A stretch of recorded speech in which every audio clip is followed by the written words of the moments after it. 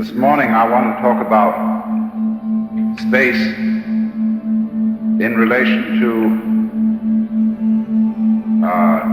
what is ordinarily called reincarnation, because this is one of the most fascinating applications of the sense that space constitutes something significant. Now, the subject of reincarnation is one around which is ringed an incredible amount of hocus pocus. And yet, there is something in it. And there seems to be something in it not mainly because there is a lot of alleged evidence for it in the form of stories of children who remember their former lives and so on. I want to approach the subject much in the way that Erwin Schrödinger, the physicist, does, because he has a view of this that does not involve any hocus pocus at all. It is perfectly simple, and all the evidence for it is already before us. So it involves no claim for special inside psychic knowledge, but merely to grasping a principle that is staring us in the face. And this principle is difficult to understand, not because there's any inherent intellectual complexity to it, but simply because it requires getting across something that's just unfamiliar.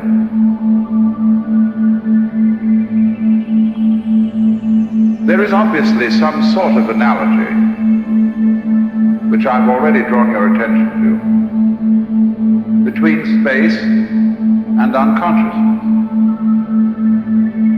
Between stars there is darkness. Between stars there is not the energy which constitutes a so-called body. In some modern physical theory that is purely hypothetical, not really tested, bodies in space are thought of as points at which space is intensified. But at any rate, there are these gaps, these intervals, and obviously the unconscious state must appear always through the conscious state as a gap or interval. So when we go to sleep at night, we wake up in the morning almost instantly. In other words, there appears to have happened nothing except something quite vague between going to sleep and waking, unless you had dreams. And so you can conceive, or barely conceive, going to sleep but not waking up,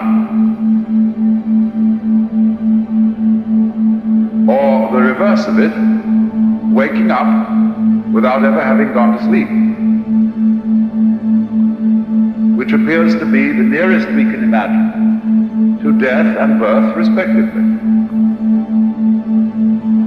To go to sleep and never wake up when we die.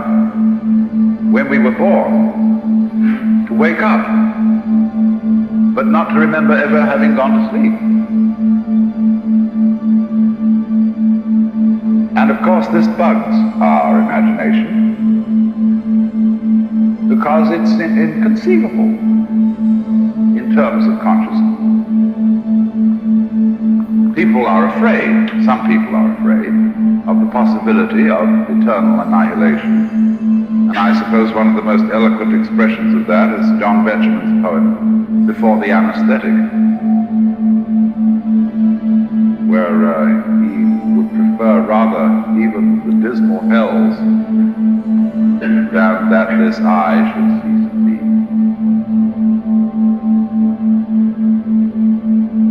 And other people, perhaps of a more rational bent, say, well, that's no problem, because if you simply cease to be, there's nobody to be disturbed by it. You can't experience not being there forever.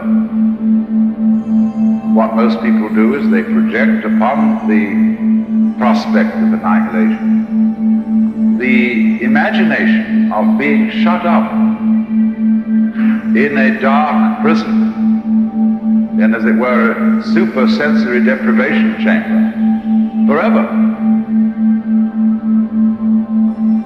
But of course, there is no, the notion of eternal annihilation really has no meaning.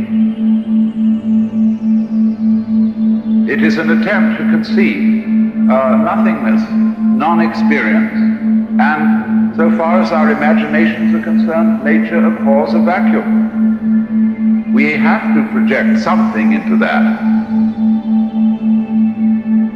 because psychologically as well as logically, it is a void.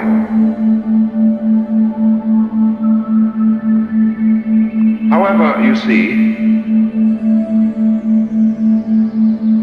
just as we've been discussing the notion that all creatures whatsoever, not to mention all people, feel themselves in the middle. They feel central to their experience. And being central to experience is the nearest thing I can conceive as a meaning for the word I. Not an ego, because that is a social structure, a social institution, which has been kind of implanted upon our psychological behavior. Upon, shall we say, experience, because experience is a thing that we are taught. We are taught what experiences are permissible and what are not, just in the same way as we are taught what speech is permissible and what is not, and what gestures are permissible, what actions are permissible and what are not. So our experience is trained. We are trained to experience ourselves as egos. But still, underneath the implantation of the ego experience, there is this sensation of centrality. You may feel that your center is isolated, as in the ego thing, or you may feel that your center is simply the center of a being, which is you, which extends to the ultimate limits. But in every case, there is this sense of centrality in every being that exists. And therefore, every being is I, just as you are. And there are always I's in this sense. So long as the planet endures and there are living creatures on it, this is a planet which I's.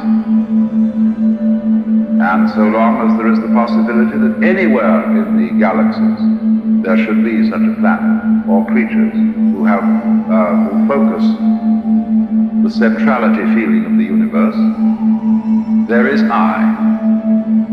And that I is always you.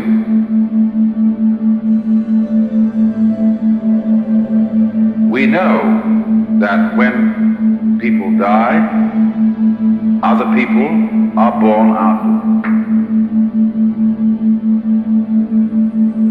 And that is all the evidence we need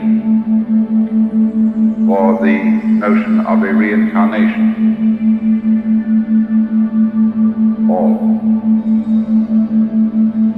It could be explained in various ways, discussed in various ways, and elaborated.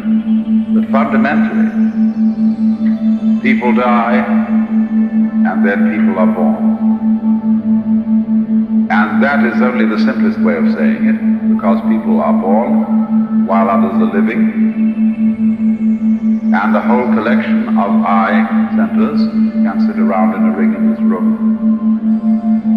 And I would explain, according to my feeling, that we are all a cycle of reincarnation sitting around here in a circle. Because reincarnation is the reincarnation of I. If you wanted to be the reincarnation of a particular I, then you will have to do something else altogether, which we shall go on to talk about. But one thing seems to me to be perfectly clear. There was a time when your I woke up. It emerged from the biological continuum of what the Chardin calls the biosphere of this planet. And you don't remember having been here before, at least not in the ordinary way. That is as surprising and as inconceivable an event as ceasing to be and without any apparent prospect of being again.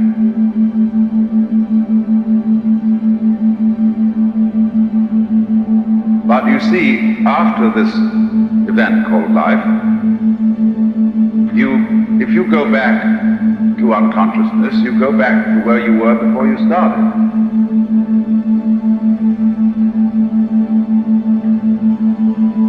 And since there can't be any experience of non-experience, obviously, any next I that comes up, and all, in fact, next I's that come up, are you. Only since I is an experience of centrality, you don't experience yourself as multi-centered.